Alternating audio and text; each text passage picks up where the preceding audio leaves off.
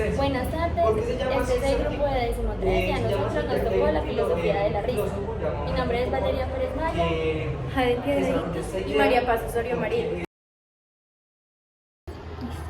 El documento está dividido en 8 ítems. El primero es ¿qué es la risa? La risa es una manifestación que refleja nuestra capacidad de comprender el contraste y distanciarnos de la realidad, lo que nos permite tomar una perspectiva más crítica ante el mundo. La risa es un recurso que ha creado el ser humano para aliviar el sufrimiento, así como dice Nietzsche, abre comillas. Solo él sufre tan profundamente que ha tenido que inventar el humor.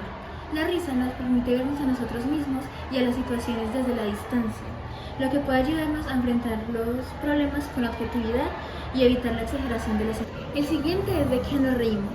La risa y el humor son exclusivos del ser humano, es decir, el ser humano es el único animal que posee y puede generar la risa.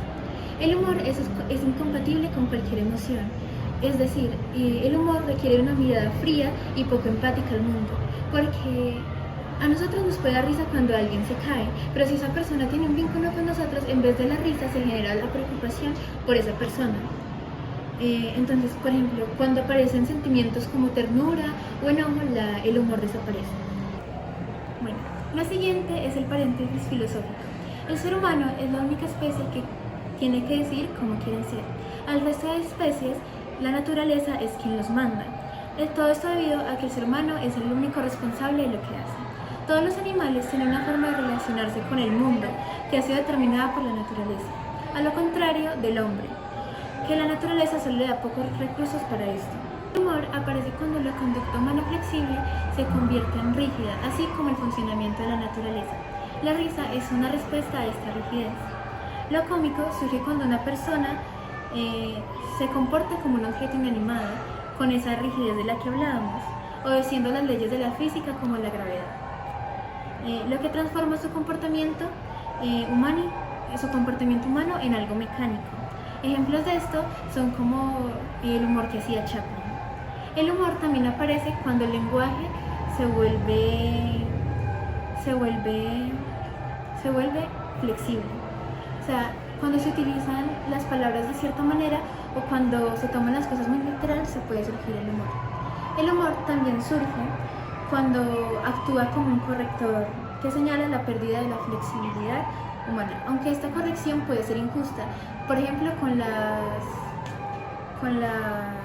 con los defectos físicos, aunque estos solo son graciosos cuando se pueden imitar. Si no es imitable, normalmente no suele causar gracia.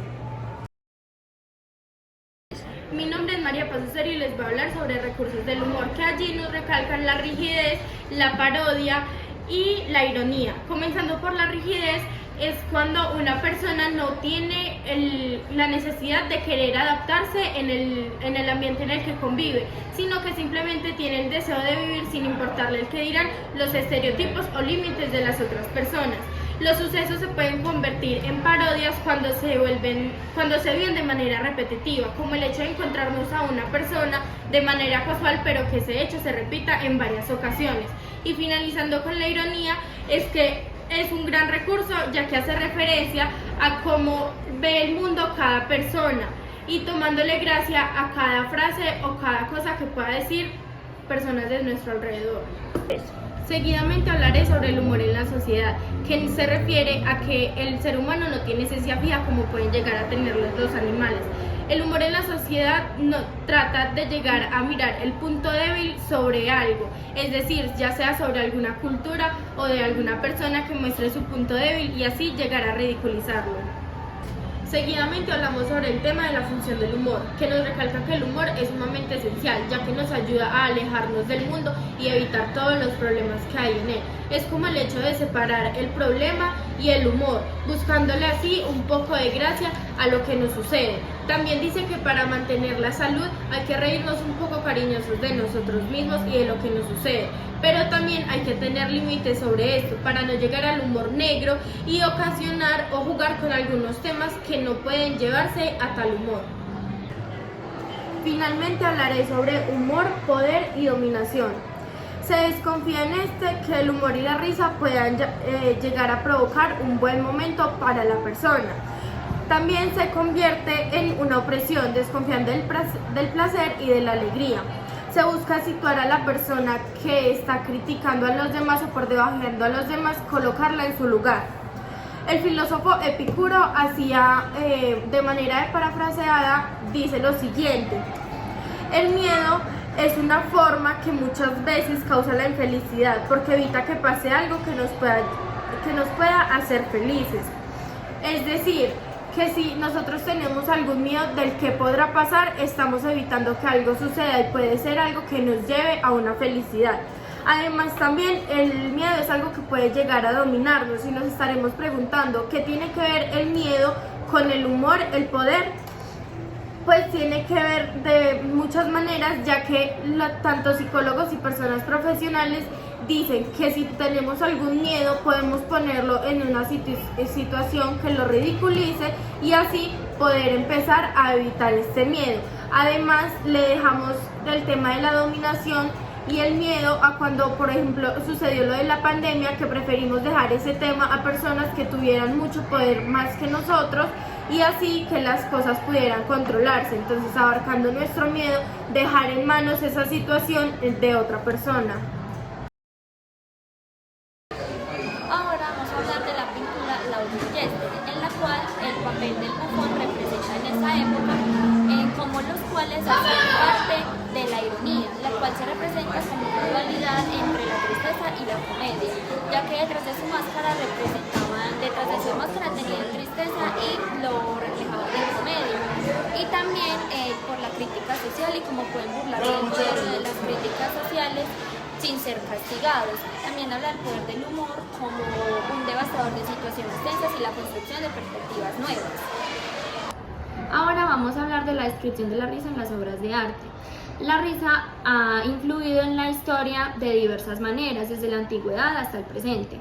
Esta se representa como símbolo de sátira, como crítica social, liberación emocional y reflexión filosófica sobre la vida y la muerte.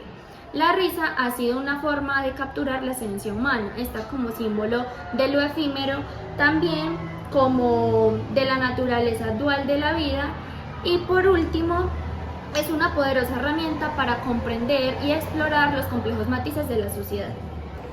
Ahora hablaremos de la escultura de la risa de Juan Muñoz en 1994. Esta nos sugiere y nos habla sobre la risa y el absurdo existencial.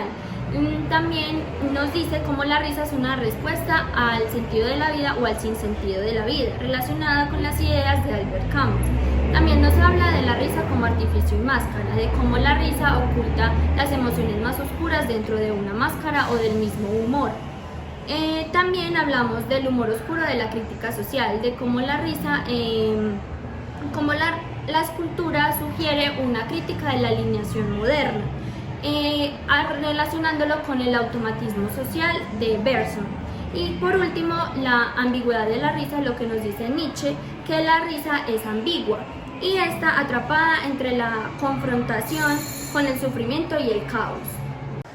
Ahora vamos a hablar de la canción Make 'Em Lounge, y esta nos refleja cómo la risa actúa como un escape ante las dificultades, también conecta a las personas y permite enfrentar el absurdo de la vida.